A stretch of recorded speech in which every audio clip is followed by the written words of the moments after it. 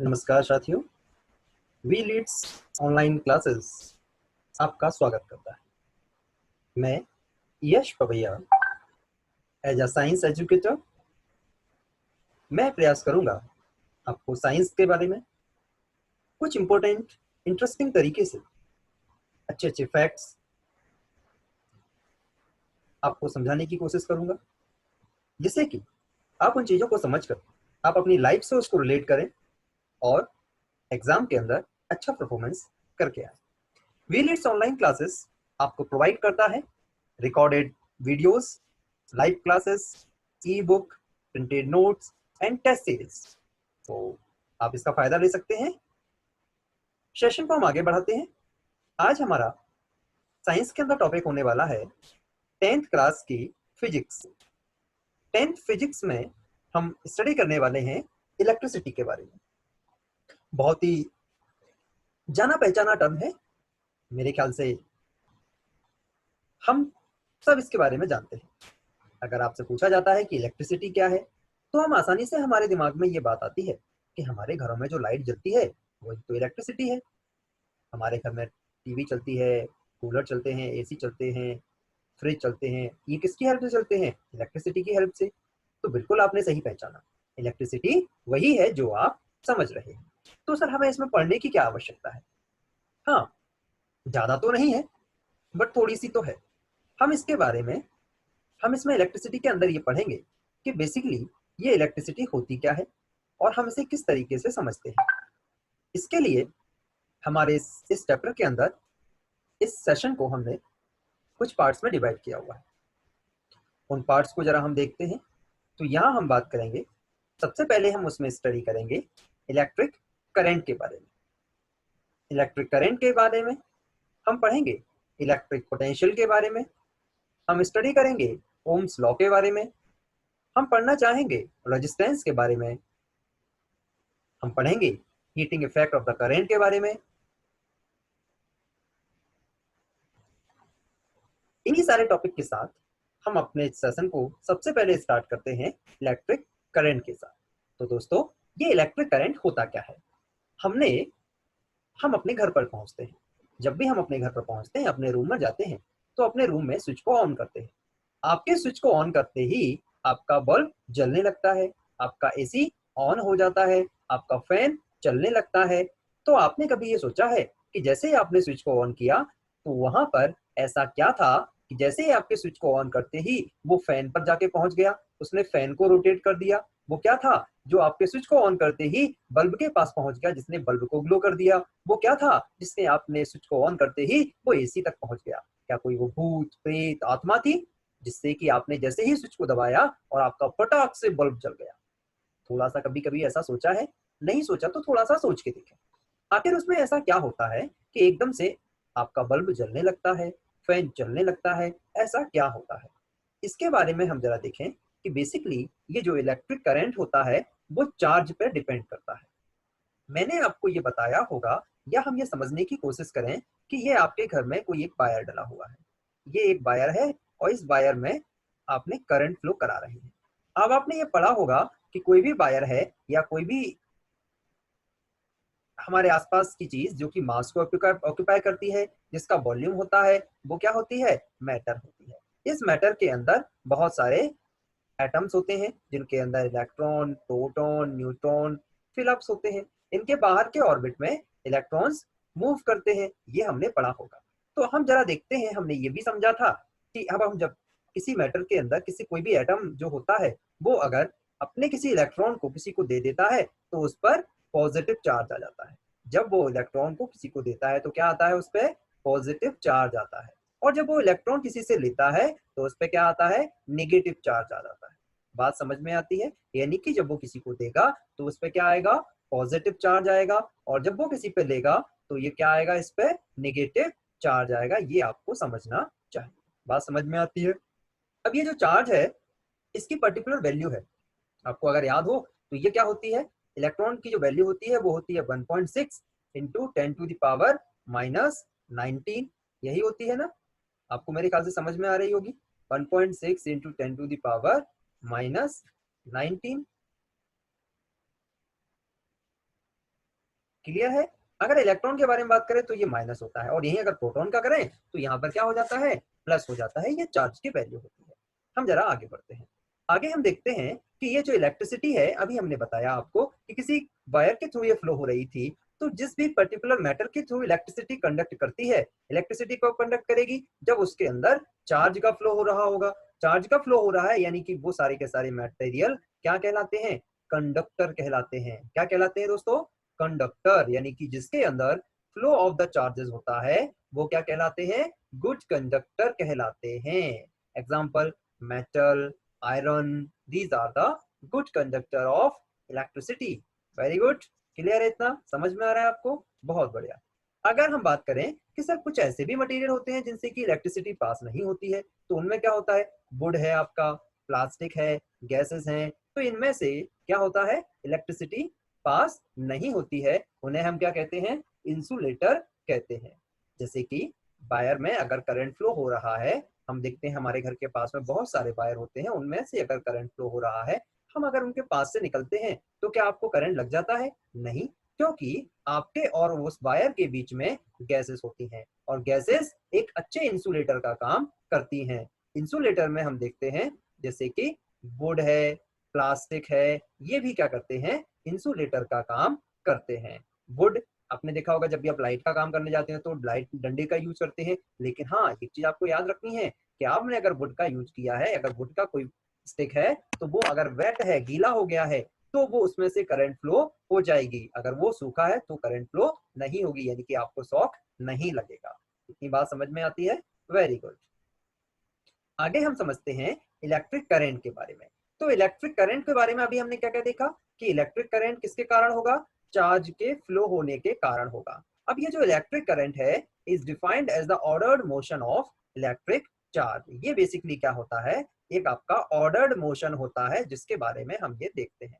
अब मैंने आपको बताया कि यहाँ हमने क्या किया, एक हमने कंडक्टर लिया, ये आपका कंडक्टर है, इसके अंदर बहुत सारे इलेक्ट्रॉन्स इस तरीके से फिलअप है। अब हमने क्या किया कि इस पर हमने बैटरी अप्लाई की। जब इस पर हम एक बैटरी अप्लाई करेंगे तो बैटरी अप्लाई करने के बाद यहाँ पर क्या होगा, ये आपका प्लस चार्ज होगा और ये आपका माइनस चार्ज होगा। ये प्लस चार्ज यहाँ आ जाएगा और ये माइनस यहाँ पहुंच जाएगा। अब जब ये प्लस यहाँ पहुंच जाएगा तो इसके अंदर जो इलेक्ट्रॉन होते हैं उन पे कैसा चार्ज होता है, नेगेटिव चार्ज होता है। तो आपने ये पढ़ा होगा कि सेम चार्जेस एक दूसरे को रिपेल करते हैं और डिफरेंट चार्जेस एक दूसरे को अट्रैक्ट करते हैं। तो ये प्लस है, इलेक्ट्रॉन के अंदर क्या था, नेगेटिव चार्ज था, तो ये दोनों एक दूसरे को क्या करेंगे, अट्रैक्ट करेंगे। अब इसके अंदर जो इलेक्ट्रॉन थे उनके अंदर मोशन होना स्टार्ट हो जाएगा और वो मोशन के द्वारा इस प्लस चार्जेस की तरफ अट्रैक्ट होना स्टार्ट कर देंगे। और दूसरा हम यहाँ देखेंगे तो यहाँ पर नेगेटिव चार्ज होने के कारण इसके अंदर जो प्रोटॉन्स थे उनका मोशन इस डायरेक्शन में होना स्टार्ट हो जाएगा, यानी कि प्रोटॉन इस डायरेक्शन में जा रहे हैं, इलेक्ट्रॉन इस डायरेक्शन में जा रहे हैं। तो अब हम एक चीज आपको ध्यान होगी कि करंट जो फ्लो होता है वो प्लस से माइनस की तरफ होता है सर्किट में। तो यहाँ आपको एक डेफिनेशन मिलेगी करंट के बारे में, वो ये मिलेगी कि करंट जो होता है वो चार्ज के फ्लो होने से तो होता है, लेकिन आपको ये भी याद रखना है कि वो इलेक्ट्रॉन के अपोजिट डायरेक्शन में फ्लो होता है। इलेक्ट्रॉन अगर लेफ्ट डायरेक्शन में जा रहा है तो करंट की डायरेक्शन क्या होगी, राइट होगी। ये आपको याद रखना है, और चार्ज के मोशन से तो होगा ही होगा। इतनी बात क्लियर हो गई। जैसे कि वाटर करंट होता है, वाटर का फ्लो होता है, वाटर फ्लो होता है, जैसे रिवर्स स्थिति में वाटर रेगुलरली फ्लो होता रहता है तो उसे हम वाटर करंट भी कहते हैं। वाटर करंट जनरेट होता है आपका। एयर करंट, एयर के फ्लो होने से भी एयर करंट भी जनरेट होता है, उसे हमने एयर करंट कहा। एयर के पार्टिकल्स, एयर मूव कर रही है रेगुलर डायरेक्शन में तो उसे हम एयर करंट के नाम से भी जानते हैं। हम अब आगे देखते हैं कि current is the rate of flow of charges. Current के बारे में मैंने आपको बताया कि करंट क्या है, बेसिकली चार्ज के फ्लो होने से जनरेट हो रहा है। अब ये चार्ज के फ्लो होने से जनरेट हो रहा है। अब जैसे हमने कहा कि कोई एक कंडक्टर है था जिसमें से कुछ आपके चार्जेस थे, अगर उनमें मोशन होगा तो वो क्या करेंगे, रेगुलर डायरेक्शन को चेंज करेंगे और इधर की तरफ वो करंट चार्ज मूव करना स्टार्ट कर देंगे।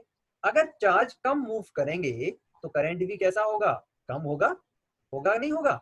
अगर चार्ज ज्यादा मूव करेंगे तो करंट कैसा होगा, ज्यादा होगा। तो यानी कि कभी कभी आपने देखा हमारे घरों में डिम लाइट आती है, कभी ज्यादा आ जाती है, तो ये डिपेंड करती है चार्ज के फ्लो होने पर। तो ये जो फ्लो होता है वो होता है, उसके बारे में हम जब देखें, करंट इक्वल टू होता है चार्ज अपॉन टाइम, यानी कि पर्टिकुलर टाइम इंटरवल में, यदि कम समय में, यदि हम यहाँ पे देखें टाइम आपका कम है और चार्ज ज्यादा है तो करंट कैसा होगा, ज्यादा होगा। और अगर टाइम ज्यादा है चार्ज कम है तो करंट कैसा होगा, कम होगा। ऑब्वियसली बात है, ये आपको समझ में आना चाहिए।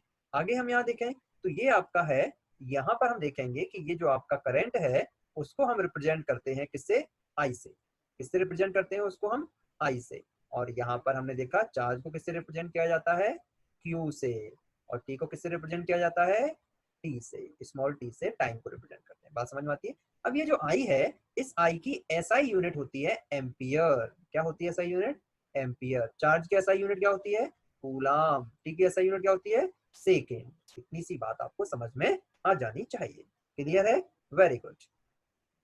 आगे हम देखते हैं, आगे हमारा है a closed end continuous path of electric current is called an, ये आपका क्या कहलाता है, एक आपका नेटवर्क कहलाता है। एक आपका क्लोज्ड और कंटिन्यूअस पाथ जो है, जो बनता है, उसे हम क्या कहेंगे, आपका नेटवर्क कहेंगे। तो प्रॉपरली हमने ये देखा कि अगर हमने यहाँ पर कोई अप्लायंसेस लगाए हुए हैं और वो अप्लायंसेस आपका, अगर हमने किसी बैटरी के साथ हमने उनको कनेक्ट किया हुआ है, अगर ये हमने बैटरी के साथ कनेक्ट किया और यहाँ पर हमने एक अमीटर लगाया, ये आपका स्विच है, यहाँ पर हमने स्विच लगाया और ये आपने अमीटर लगाया, इसको आपने कनेक्ट किया। तो ये जब आपने कनेक्टिविटी यहाँ दे रहे हैं, इस तरीके से आपने सर्किट बनाया है, तो ये पूरा का पूरा एक दूसरे के साथ लिंक है। और जब ये लिंक होता है एक दूसरे के साथ, तो फिर आप ये देखते हैं कि ये कहीं ना कहीं एक दूसरे के साथ जुड़े होते हैं। तो यहाँ पर हम ये देखेंगे कि इनके साथ ये जो आपका अप्लायंसेस था, इसके साथ जब ये काम कर रहा था तो क्या बन रहा था, एक कंटिन्यूअस क्लोज पाथ बन रहा था, जिसमें कि हमने करंट को फ्लो होना बताया था। इसे हम क्या कहेंगे, एक नेटवर्क कहेंगे। क्या कहेंगे इसे हम, नेटवर्क। स्विच क्या होता है, स्विच एक इसमें हमने ये पढ़ा है कि ये आपको जो कि कनेक्ट करते हैं, जैसे हम घरों में लाइट को ऑन करने आते हैं तो स्विच क्या करता है, जब स्विच ऑन होगा तो क्या करेगा, बल्ब जल जाएगा। यानी कि बाहर से तो लाइट आ रही थी लेकिन हमने अंदर कमरे का स्विच बंद कर दिया, तो यानी कि स्विच ने क्या किया, कनेक्टिविटी को लिंक करने में और हटाने में आपकी मदद की है। दूसरा इसमें होता है अमीटर। अब ये अमीटर क्या करता है कि इस सर्किट के अंदर कितना करंट फ्लो हो रहा है, ये बात हमें पता चलती है किससे, अमीटर से। किससे पता चलती है ये बात हमें, अमीटर से। अब ये अमीटर क्या करता है, बेसिकली करंट को मेजर करने का काम करता है कि सर्किट के अंदर कितना करंट फ्लो हो रहा है। तो ये सर्किट के अंदर करंट को मेजर करेगा। बात समझ में आती है, वेरी गुड। आगे हम देखते हैं, a current of 0.5 ampere is drawn by a filament of an electric bulb for 10 minutes. Find the amount of electric charge that flows through the circuit. ये कोई सर्किट है जिसमें कि हमने क्या किया है, बल्ब लगाया हुआ है। ये एक आपका सर्किट है।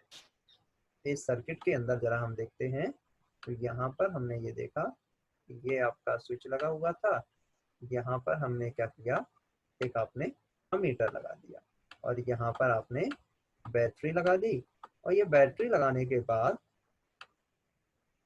अब आप बताएंगे कि इस यहाँ पर जैसे ही हमने स्विच को ऑन किया, कितने समय के लिए ऑन किया हमने, 10 मिनट के लिए। अब ये जरा 10 मिनट को हम जरा अगर सेकंड में कन्वर्ट कर लें तो क्या होता है, जरा देखते हैं। एक मिनट में कितने सेकंड होते हैं, 60 सेकंड होते हैं। तो 10 मिनट में कितने हो जाएंगे, 60 इंटू 60 हो जाएंगे ना, सॉरी 60 इंटू 10, यानी कि कितने सेकंड हो जाएंगे इसमें आपके, 600 सेकंड हो जाएंगे। कितने सेकंड हो जाएंगे इसमें आपके, 600 सेकंड हो जाएंगे। अब दूसरा टाइम तो हमें मिल गया। अब इसमें कितना करंट फ्लो हो रहा है ये हमें दिया गया है, कितना दिया है, 0.5 दिया हुआ है, 0.5।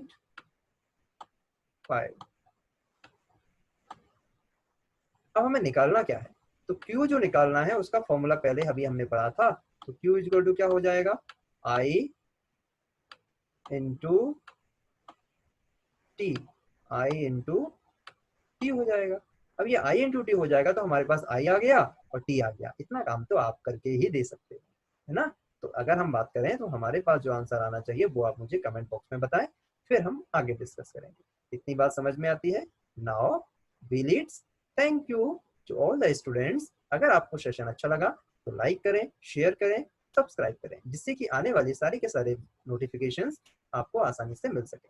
आपको सारे के सारे नोटिफिकेशन के साथ आपको वीलीड्स देता है, क्या क्या देता है वीलीड्स आपको, वीलीड्स आपको देता है PDF notes, e books, recorded videos, all NCERT books,